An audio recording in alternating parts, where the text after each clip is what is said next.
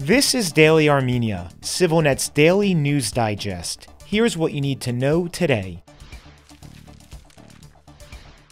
The Armenian government is planning to extend its program of monetary support for people forcibly displaced from Nagorno-Karabakh through the end of the year. This is according to Armenia's Deputy Labor Minister, who confirmed the news yesterday to the Armen Press news agency. The support consists of monthly payments of about $125 to each person, including minors, to help cover rent and utilities. Payments began in October 2023, shortly after Azerbaijan's mass ethnic cleansing operation displaced more than 100,000 people to Armenia. In addition, the government made a number of one-time payments of about $250 to every displaced person last year, taking the total amount of support disbursed last year to about $84 million. The deputy minister further said the government plans for monetary support to continue next year as well, but with a more specific focus on socially disadvantaged and vulnerable groups. The government is also developing a number of other initiatives, including a housing affordability program to assist in the construction and purchasing of apartments and houses.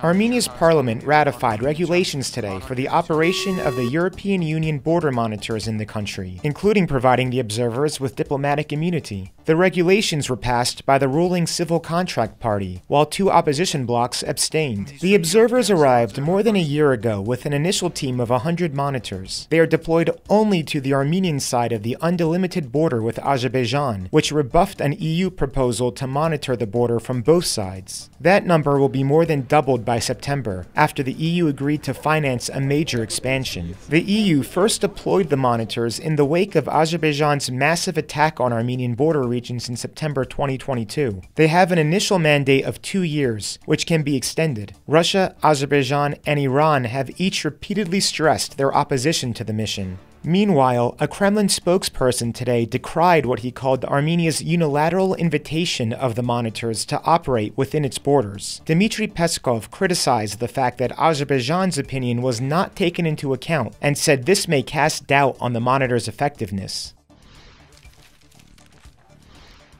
A group advocating for the rights of Armenians forcibly displaced from Nagorno-Karabakh declared today that their right to return to their homeland under international protection is a non-negotiable, fundamental principle of human rights and international law. In addition, the Yerevan-based Committee for the Protection of Fundamental Rights of the People of Artsakh also welcomed the European Parliament's resolution last week, which included a point affirming Artsakh Armenians' right to return to their homeland under international protection. The committee, which is led by former Foreign Minister Vartan Oskanian, stressed the importance of immediately creating an international mechanism and format for the protection of the Artsakhs' fundamental rights, and called on the European Commission to take immediate steps in line with the resolution that the legislature overwhelmingly passed. The Armenian government, on the other hand, does not have this issue in its negotiation agenda with Azerbaijan. It is instead focused on the integration of Karabakh Armenians into Armenia. Armenian athletes scored major victories at this year's European Championships and will be headed to the Worlds later this year. In a new video, we meet 19-year-old weightlifter Alexandra Grigoryan, who has sparked interest in the sport among girls, and freestyle wrestler Arman Andreasyan, who dedicated his gold medal win to his brother Taron, who introduced him to the sport but lost his life in the 2020 Nagorno-Karabakh war. You can find a link to the video in the description or on our website's English section. And finally, the CivilNet number of the day is 160. That's because this week Armenia is marking the 160th birthday of the famed architect Toros Toramanyan, a pioneering historian of Armenian architecture. A new exhibition at Zvartnots Museum outside Yerevan contains artifacts of Toramanyan's studies at the medieval capital of Ani, including photographs of monuments, travel notes, and letters. And as always, please follow CivilNet for the latest news and independent reporting from our contributors on the ground here in Armenia.